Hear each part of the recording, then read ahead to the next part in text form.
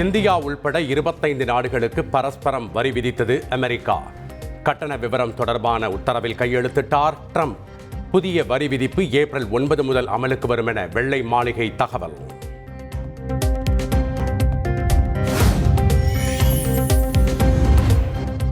India மீது 26% பரஸ்பர வரிகளை விதித்தார் அமெரிக்க அதிபர் ட்ரம்ப். சீனா மீது 34%, ஐரோப்பிய ஒன்றியத்தின் மீது 20% மற்றும் ஜப்பான் மீது 24% வரிகள் விதிப்பு.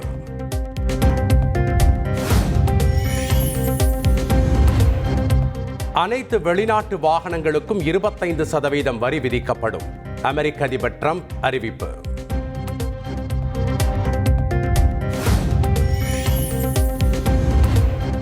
அமெரிக்காவின் பரஸ்பர வரி விதிப்பு மிகவும் தவறானது என இத்தாலி பிரதமர் ஜியார்ஜியா மெலானி எதிர்ப்பு.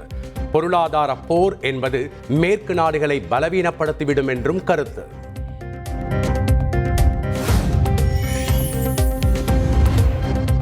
ட்ரம்பின் பரஸ்பர வரி விதிப்பு ஒரு நண்பனின் செயல் அல்ல என ஆஸ்திரேலிய பிரதமர் அந்தோனி ஆல்பனீஸ் கருத்து. தகுந்த பதில் நடவடிக்கை கொடுப்போம், எதிர்த்து நிற்போம் என கனடா பிரதமர் மார்க் கார்னே அறிவிப்பு.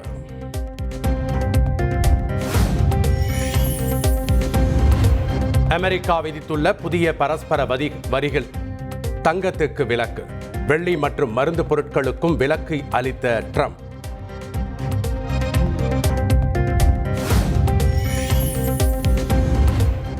வக்பு சட்டத்திருத்த மசோதா நாடாளுமன்ற மக்களவையில் நிறைவேறியது. நள்ளிரவை தாண்டி விவாதம் நடைபெற்ற நிலையில் 288 பேர் ஆதரவு, 232 உறுப்பினர்கள் எதிர்ப்பு.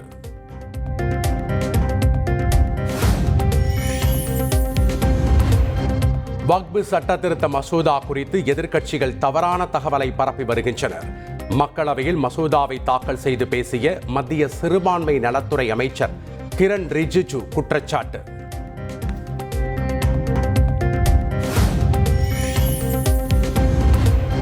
நாடாளுமன்ற மக்களவையில் வக்பு சட்ட திருத்த மசோதா நகலை கிழித்து அசாதுதீன் ஓவைசி எதிர்ப்பு. மசோதா மீதான விவாதத்தின் போது பரபரப்பு.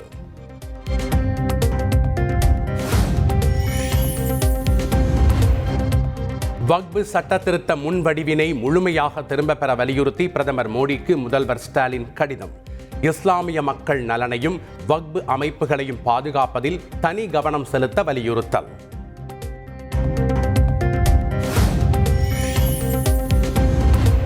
13 கோடி உறுப்பினர்களால் பாஜக தலைவர் தேர்ந்தெடுக்கப்படுவதால் தாமதமாவதாக மத்திய உள்துறை அமைச்சர் அமித்ஷா விளக்கம்.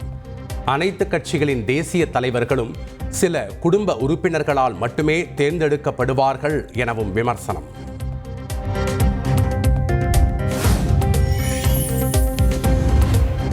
புதிய தேசிய கல்விக் கொள்கையை ஏற்றுக்கொள்வது வேகமாக அதிகரித்து வருகிறது. மாநிலங்களவையில் மத்திய கல்வி அமைச்சர் தர்மேந்திர பிரதான் தகவல்.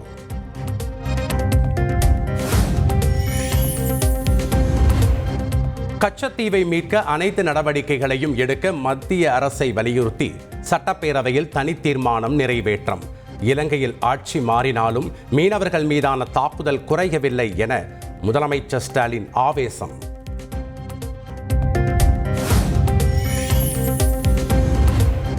முதலமைச்சராக இருந்த கருணாநிதியிடம் தகவல் தெரிவித்த பிறகே கச்சத்தீவு ஒப்படைக்கப்பட்டது என சட்டப்பேரவையில் வானதி ஸ்ரீனிவாசன் பேச்சு. ஐ ஆம் சேலஞ்சிங் என குறிப்பிட்டு வானதி சீனிவாசனின் கருத்துக்கு அமைச்சர் துரைமுருகன் திட்டவட்ட மறுப்பு.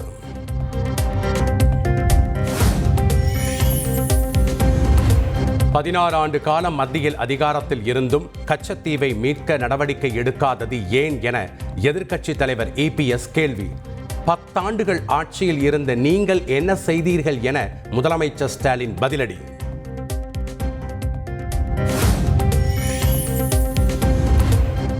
கச்சத்தீவை விட்டுக் கொடுத்தது சரிதான்.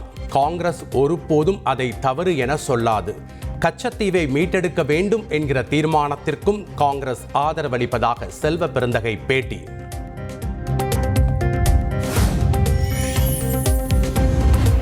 கைலாசாவில் இருந்து யூடியூப் நேரலையில் தோன்றிய நித்யானந்தா வதந்திகளுக்கு முற்றுப்புள்ளி. கடவுளின் அருளால் நல்ல உடல் ஆரோக்கியத்துடன் இருப்பதாக நெகிழ்ச்சி. ரத்தன் டாடா 2022ஆம் ஆண்டு எழுதி வைத்த உயில் விவரம். சுமார் 3800 கோடி ரூபாய் மதிப்புள்ள சொத்துக்கள் குறித்த தகவல்.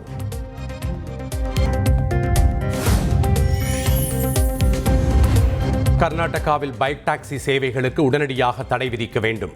மாநில அரசுக்கு உயர்நீதிமன்றம் அறிவுறுத்தல்.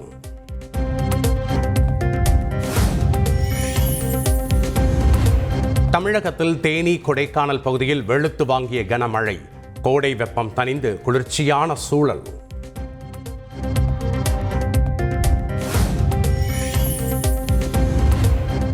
பெண்கள் பெயரில் செய்யப்படும் பத்திரப்பதிவில் 1% கட்டண சலுகை அறிவிப்பு.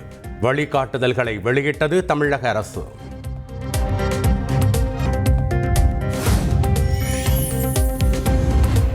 நீலகிரி மாவட்டத்தில் சுற்றுலா பயணிகளுக்கு இ-பாஸ் கட்டாயம் என்ற நடைமுறைக்கு எதிர்ப்பு. 20,000க்கும் மேற்பட்ட கடைகளை அடைத்து வணிகர்கள் போராட்டம்.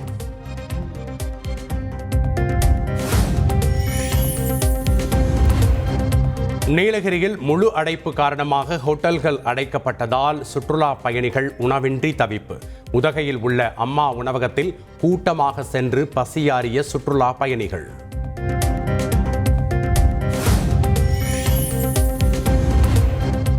சென்னை மயிலாப்பூரில் சட்டவிரோதமாக கட்டப்பட்ட தேவாலயம் உள்ளிட்ட கட்டுமானங்கள் இடிக்கப்படும். உயர்நீதிமன்றத்தில் சென்னை மாநகராட்சி உறுதி.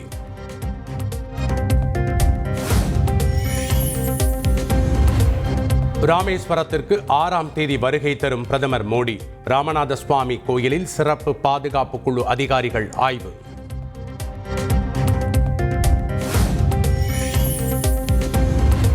பிரதமர் வருகையை முன்னிட்டு மதுரை மற்றும் அதனை சுற்றியுள்ள பகுதிகளில் வரும் 6ஆம் தேதி ட்ரோன்கள் பறக்க தடை.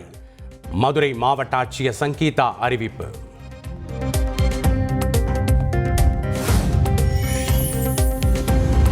டெல்லியில் மத்திய நிதியமைச்சர் நிர்மலா சீதாராமனுடன் அதிமுக எம்பி தம்பிதுரை திடீர் சந்திப்பு. அதிமுக பாஜக கூட்டணி பேச்சுவார்த்தை தீவிரம் அடைந்திருப்பதாக கூறப்படும் நிலையில் அடுத்தடுத்து நடைபெறும் முக்கிய சந்திப்புகள்.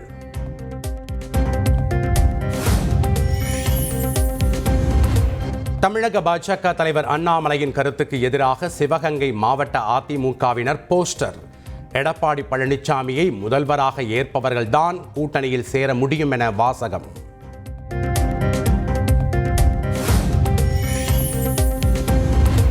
நாற்பத்தி 2 சர்வதேச விமானங்கள் உள்பட 206 சம்மர் ஸ்பெஷல் விமானங்களை இயக்க உள்ளதாக சென்னை விமான நிலையம் அறிவிப்பு. கோடை விடுமுறையால் ஏற்படும் கூட்ட நெரிசலை சமாளிக்கும் வகையில் நடவடிக்கை.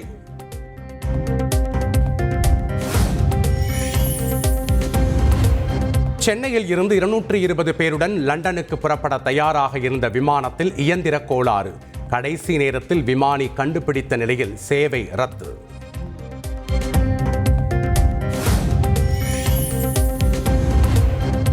நடிகர் விஜய் நடித்த லியோ படத்தில் நடனமாடிய கலைஞர்களுக்கு சம்பள பாக்கி என புகார். தட்டி கேட்ட நடன கலைஞர் மீது நடன இயக்குனர் தினேஷ் உள்ளிட்டவர்கள் தாக்குதல் நடத்தியதாக குற்றச்சாட்டு.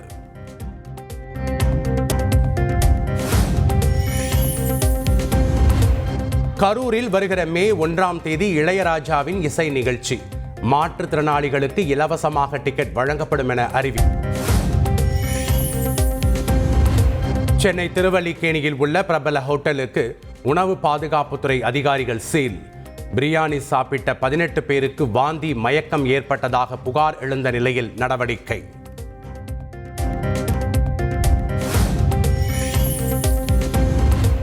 காஞ்சிபுரத்தில் தாவேகா சார்பில் தண்ணீர் பந்தல் திறப்பு நிகழ்ச்சி. அடுக்கி வைக்கப்பட்டிருந்த பழ வகைகளை போட்டி போட்டு அள்ளிச் சென்ற மக்கள்.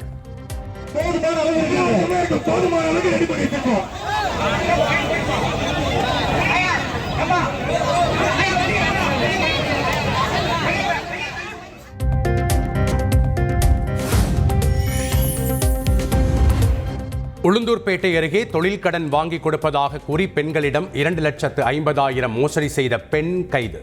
கூடுதல் பணம் கொடுப்பதாக கூறி வரவழைத்து மடக்கி பிடித்து போலீசாரிடம் ஒப்படைத்த பெண்கள்.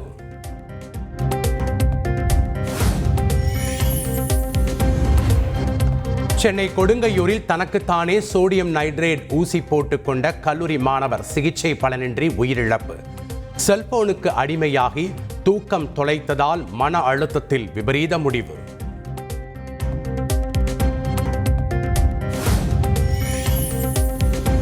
திருப்பூர் மாவட்டம் பல்லடம் அருகே இளம்பெண் உயிரிழந்த விவகாரத்தில் திடீர் திருப்பம். காதலுக்கு எதிர்ப்பு தெரிவித்து அண்ணனே இரும்பு கம்பியால் தாக்கி ஆணவ கொலை செய்தது விசாரணையில் அம்பலம்.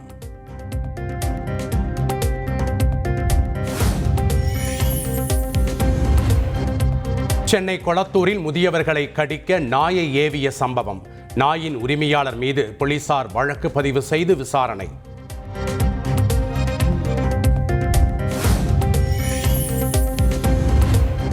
ஓமலூர் அருகே பட்டா மற்றும் வாரிசு சான்றிதழ் வழங்க கட்டிட தொழிலாளியிடம் 10,000 ரூபாய் லஞ்சம். கிராம நிர்வாக அலுவலர் உதவியாளரை கைது செய்தது லஞ்ச ஒழிப்பு போலீஸ்.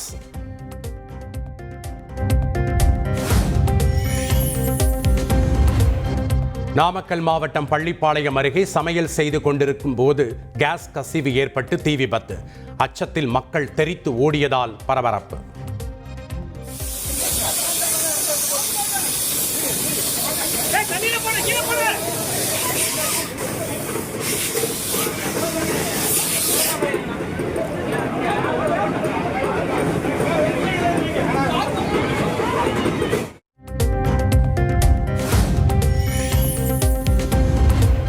புவனகிரி அருகே வீட்டின் கழிவறை சுவர் இடிந்து விழுந்து 8 வயது சிறுவன் உயிரிழப்பு. வீட்டின் அருகே விளையாடிக் கொண்டிருந்த போது நேர்ந்த சோகம்.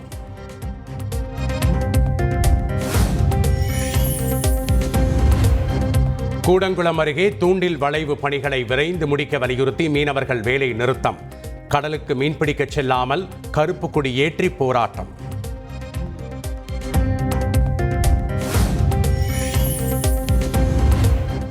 எட்டயபுரம் பாரதியார் நூற்றாண்டு நினைவு அரசு மகளிர் பாலிடெக்னிக் கல்லூரியில் பேராசிரியர் மீது மாணவிகள் பாலியல் புகார். மாணவிகளிடம் போலீசார் மற்றும் கல்லூரி விசாகா கமிட்டி விசாரணை.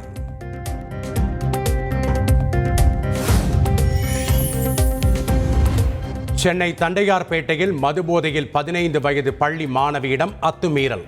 சரித்திர பதிவேடு குற்றவாளியை போக்சோ சட்டத்தில் கைது செய்தது காவல்துறை.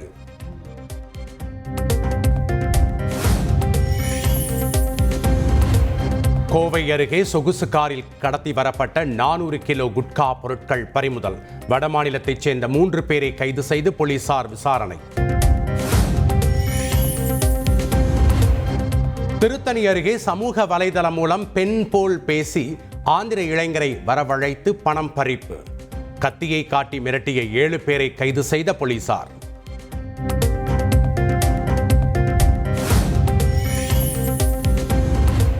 பரம்பிக்குளம் அணைக்குள் இறங்கி தண்ணீரில் நீந்தி கரையை கடந்த காட்டு யானை.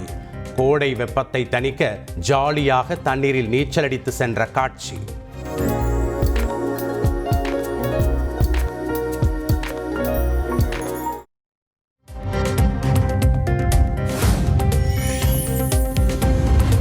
சென்னை தியாகராய நகரில் வாடகை செலுத்தாத கடைகளுக்கு சீல் வைத்தது மாநகராட்சி. சுமார் 3.5 கோடி ரூபாய் வாடகை பாக்கி உள்ளதால் 225 கடைகள் மீது நடவடிக்கை.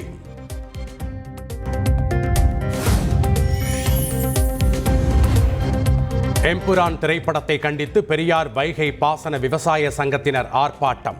முல்லை பெரியார் அணை தொடர்பான சர்ச்சைக்குரிய காட்சியை நீக்க வலியுறுத்தல்.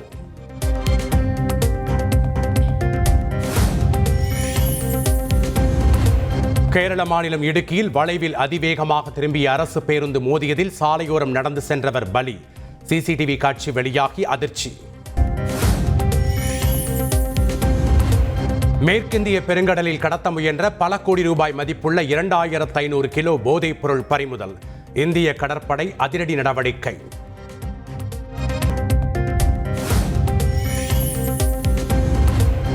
பெங்களூருவில் தொழிலதிபரை காதல் வலையில் வீழ்த்தி லட்சக்கணக்கில் பணத்தை பறித்த ஆசிரியை தொடர்பை துண்டித்ததால் காதலனை ஏவி கடத்தி 20 லட்சம் ரூபாய் கேட்டு மிரட்டியதாக பரபரப்பு புகார்.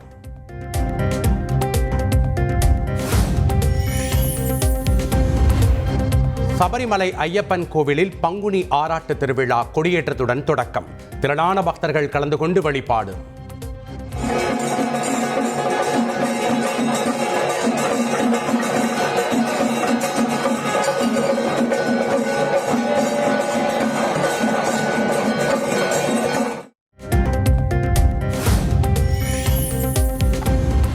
திருப்பதி ஏழுமலையான் கோயிலில் ஆகாஷ் அம்பானி தரிசனம், கோசாலையில் பூஜை செய்து வழிபாடு.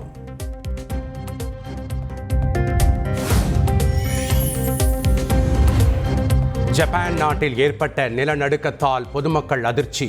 ரிக்டர் அளவுகோலில் 6.0 பதிவாகியுள்ள நிலையில் பொதுமக்கள் யாருக்கும் பாதிப்பில்லை என தகவல்.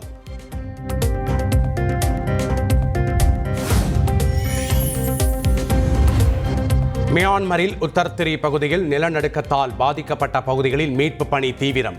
இடிபாடுகளில் சிக்கியவர் 100 மணி நேரத்திற்கு பிறகு உயிருடன் மீட்கப்பட்டதால் மீட்பு குழுவினர் உற்சாகம்.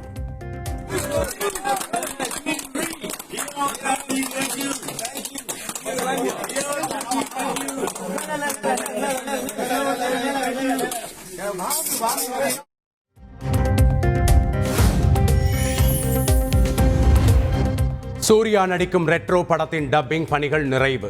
புதிய வீடியோ வெளியிட்டு படக்குழு அறிவிப்பு. ரெட்ரோ டப்பிங் முடிஞ்சு, cut and right. Good Bad Ugly படத்திற்கு நாளை இரவு 8:02 மணிக்கு டிக்கெட் முன்பதிவு தொடங்குகிறது. 10ஆம் தேதி படம் ரிலீஸ் ஆகும் நிலையில் அறிவிப்பு.